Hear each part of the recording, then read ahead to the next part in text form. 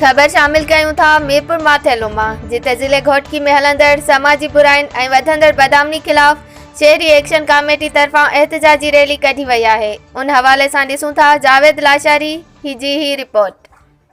बिल्कुल ज़िले घोटकी के एडवर्ड शहर में मौजूद है, जिते बदनामी तोड़े समाजी बुराइन खिलाफ शहरी एक्शन कमेटी तरफा एहतजाजी रैली करी वई है।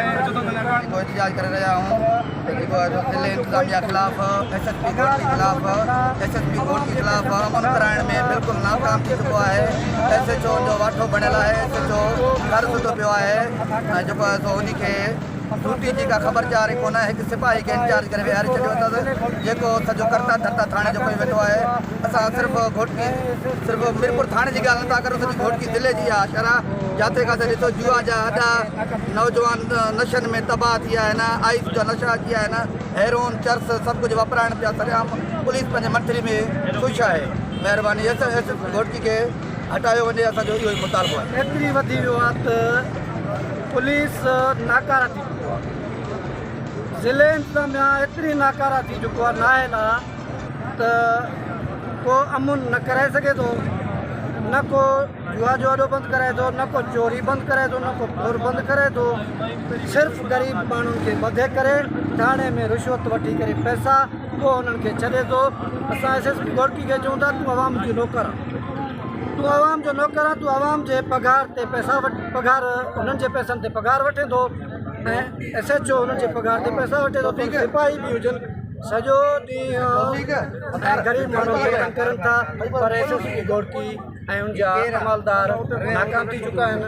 ऐं असांजी हेॾे जंग आहे सिर्फ़ु इन जे लाइ, अमन जे लाइ। हिन शहरनि खे अमन खपे, तहफ़ुज़ इहो ई असांखे खपे थो।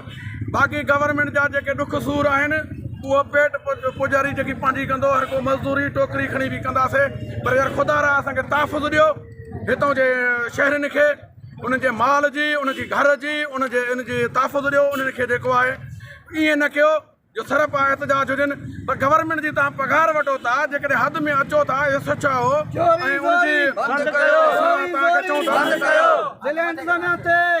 हिन ग़रीबनि सां एतिरो ज़ुल्म थिए पियो। शहर मीरपुर में ॾिसो पिया, उहा राति खाली न आहे, ॾींहुं खाली न आहे। शराब सरेआम हले पियो, जुआ सरेआम हले पई, आकड़ा पर्ची सरेआम हले पई, नशो सरेआम हले पियो। उन जे लाइ कुझु ई न आहे, उन्हनि ते मंत्रियूं ठहियल आहिनि, पर चोरनि खे किथां वंदो अथव?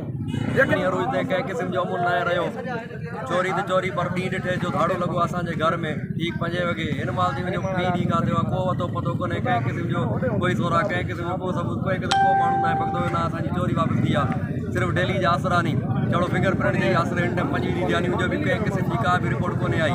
बदमनी उरूज ते थी वई आहे मीरपुर माथेले में, ज़िले घोटकी में कंहिं क़िस्म जो अमन न आहे रहियो। जी बिल्कुलु, तव्हां पाण जेको आहे चवणु त हर आए ॾींहुं रोज़ चोरी रोज़ जो मामूल बणिजी वियो आहे, जॾहिं त समाजी बुराई पिणु वधी वियूं आहिनि। कैमरामैन राशिद कुमार सां गॾु जावेद लाशारी, आवाम सार टीवी मीरपुर माथेलो।